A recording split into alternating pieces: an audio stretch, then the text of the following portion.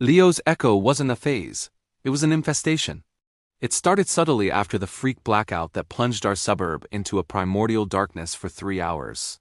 Leo, then 18 months, was in his crib. When the lights surged back on, he was standing, silent, staring at the baby monitor with an unsettling focus.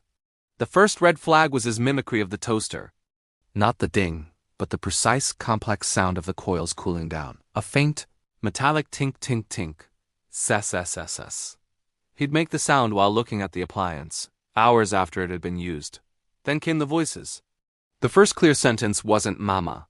It was in the gruff, weary baritone of Frank, our late mailman who died of a heart attack 2 years prior. Heavy load today.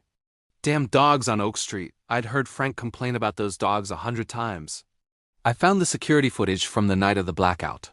The file was corrupted, glitching into old backup data. There, in grainy green night vision, was a clip from 1987, a utility worker in a vintage uniform standing in our basement by the old disconnected fuse box. He spoke into his walkie-talkie. "Base, this is Miller. Circuit's fried. Place has a bad feeling. Real bad. Is anyone there?" The transmission cut to static. Records showed a Samuel Miller went missing on duty in our area that year. Leo had repeated Miller's last desperate question verbatim. My wife Maya thought it was a creepy but explainable quirk. Maybe he'd heard an old recording, a podcast I'd played. But the knowledge was too specific, too intimate. One night, as I tucked him in, he looked past me at the closet door. In the sweet, lilting tone of my maternal grandmother, who died when I was 5, who had a distinct Appalachian accent Leo could never have heard, he said, "Don't let the dust bunnies bite your toes, sugar." My childhood lullaby. A secret phrase. My breath caught. The horror became methodical. Leo would become a blank vessel, then channel fragments. A woman sobbing about a lost ring down a drain. A child giggling, then screaming. A man calmly reciting numbers that matched the lotto sequence from the day Leo was born. It was a broadcast of the house's hidden history, its buried traumas, and Leo was the antenna. The climax came on a quiet Tuesday. The baby monitor showed Leo sitting up, facing the closet. The door was ajar. In the infrared glow, I saw not just the darkness within, but a suggestion of a shape, a denser blackness that seemed to shift. Leo's head tilted. His mouth opened, but the sound that came out was a cacophony. Dozens of whispers, layered, talking over each other in different eras, different dialects. A hellish choir. Then they sensed, speaking as one through his small, straining throat.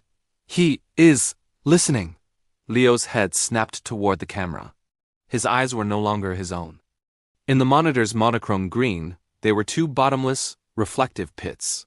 He smiled, a grimace of strained muscles that showed too many tiny teeth.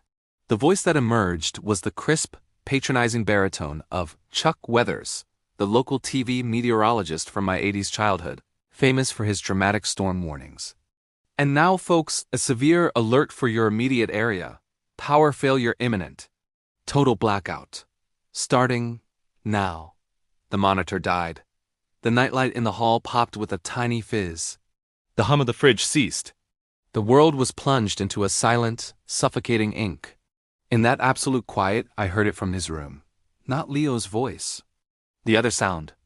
The slow, dry, dragging sound of something heavy being pulled across the carpeted floor from the depths of the closet. Shh, thump. Shh, thump.